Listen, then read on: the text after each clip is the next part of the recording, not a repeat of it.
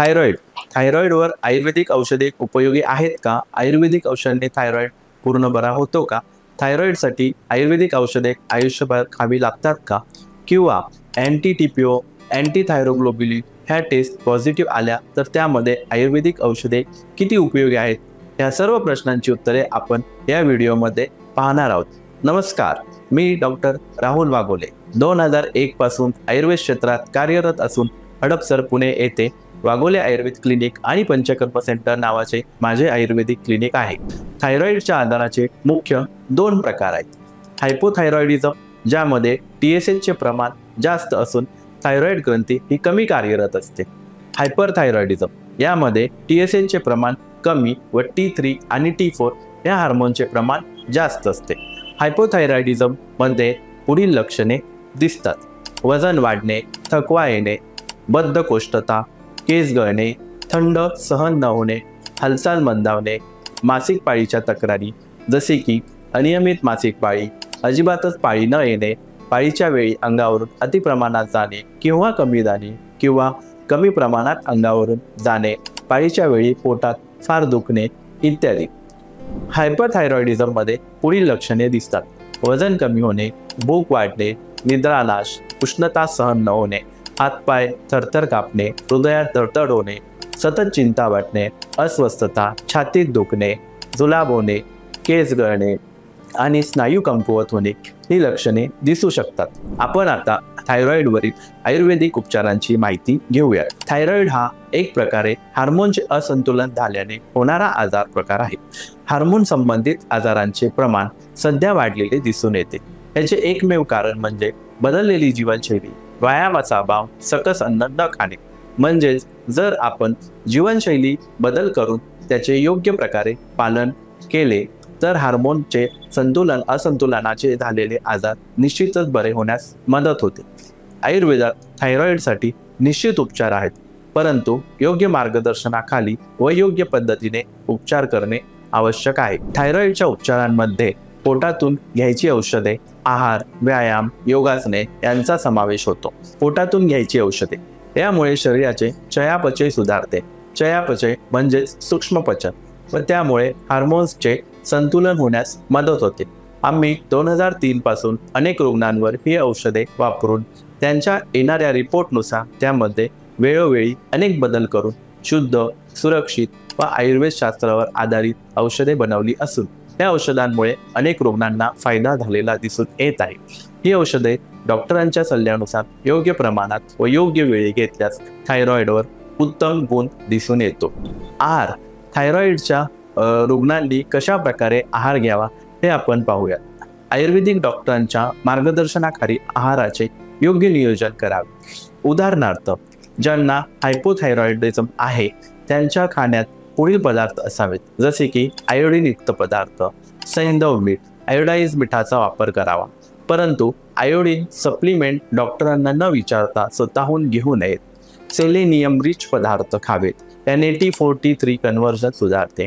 यामध्ये भुईमूग, तीळ, फ्लॅक्सीड, बदाम, sunflower seed, pumpkin seeds, mushroom यांचा समावेश होतो. झिंक रिच पदार्थ खावेत, उदाहरणार्थ हरभरा, मूग, राजमा, दही, ओट्स, नट्स.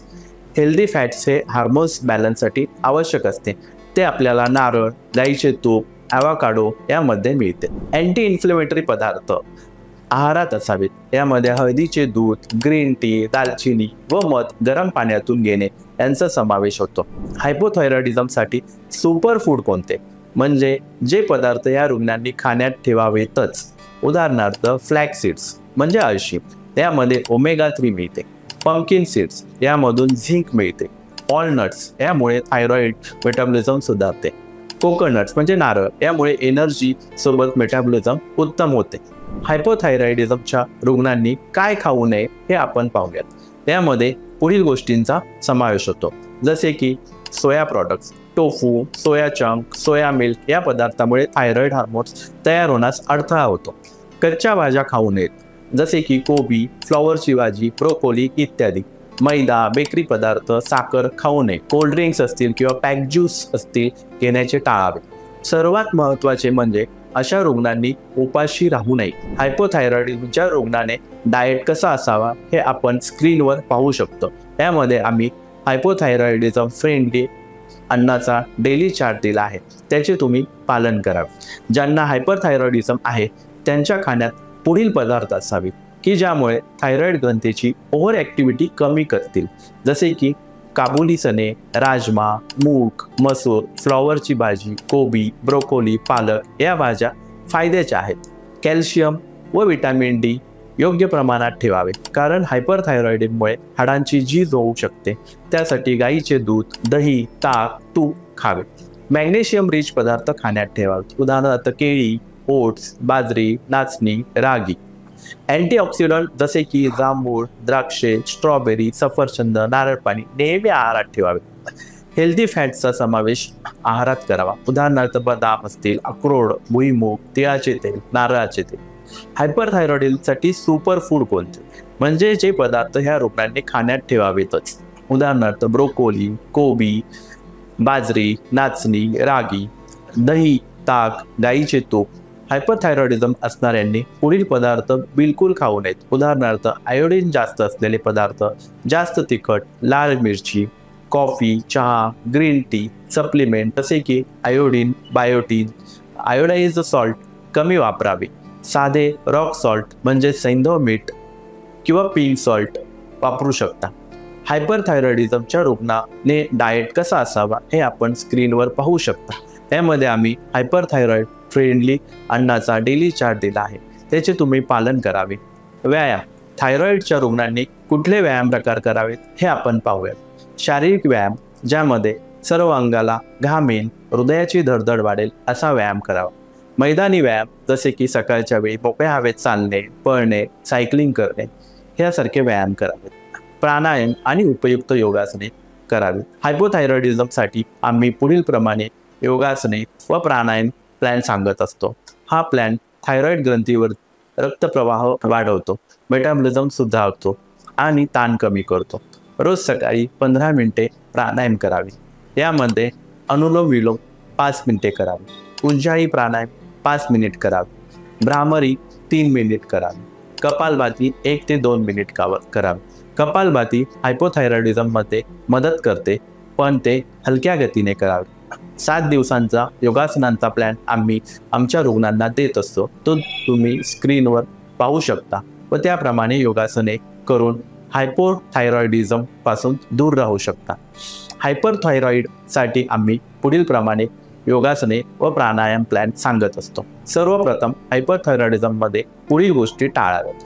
कपालभाती, भस्त्रिका, वेगाने केलेले सूर्यनमस्कार, जोरदार किंवा खूप घाम आणणारे योगासने, तसेच व्यायाम प्रकार जास्त वेगाने श्वास घेऊन करायचे प्राणायाम, कारण हायपोथायरॉइडिझममध्ये शरीर आधीच ओव्हर ॲक्टिव्ह असते. मग हायपोथायरॉइडिझममध्ये काय करावे, तर मन शांत करणारे प्राणायाम, थ्रोट कॉम्प्रेशन आणि रिलॅक्सेशनची योगासने, ताण कमी करणारी आसने. प्राणायाम डेली 15 ते 20 मिनिटे करावा. अनुलोम विलोम 7 मिनिट, उज्जाई प्राणायाम 5 मिनिट, भ्रामरी 3 ते 5 वेळा, शीतली सितकारी 3 मिनिट. हायपरथायरॉइडिझमसाठी कपालभाती किंवा भस्त्रिका करणे टाळावे. 7 दिवसांच्या योगासनाचा प्लॅन आम्ही आमच्या रुग्णांना देत असतो. तो तुम्ही स्क्रीनवर पाहू शकता व त्याप्रमाणे योगासने करून हायपरथायरॉइडिझम पासून दूर राहू शकता. अशा प्रकारे आयुर्वेदाद्वारे आणि आरोग्यदायी जीवनशैलीद्वारे थायरॉइड आणि त्यामुळे होणारे आजार बरे होऊ शकतात. धन्यवाद.